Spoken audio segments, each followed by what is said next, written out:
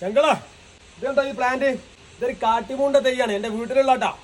ഇതെന്താ ഡ്രമ്മില് നമ്മൾ സെറ്റ് ചെയ്താണ്. നിറച്ച് കായ പിടിച്ചിട്ടുണ്ടോ? ഇവിടെ ഒക്കെ ഇതാ കായ ഉണ്ടോ? ഇവിടെ കായുണ്ട്.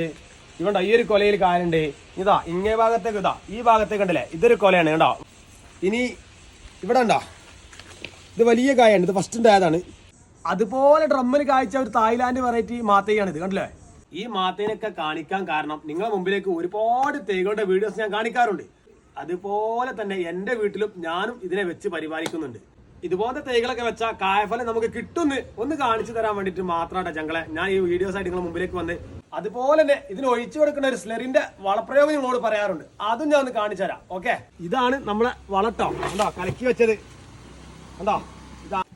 ഇതിന്റെ വീഡിയോസ് ഞാൻ ഒരുപാട് ചെയ്തതാണ്. ഹലോ വാലിബ് എന്ന യൂട്യൂബ് ചാനൽ അടിച്ചാൽ എല്ലാവർക്കും കിട്ടും. ഒരുപാട് ആളുകൾ കണ്ടതുമാണ്. ഇതിന് ഞാൻ ഇച്ചിരി എടുത്തിന് ഇട്ടാ, ആകെ ഇച്ചിരി കണ്ടോ, ഇച്ചിരി എടുത്തിട്ടുള്ളൂ.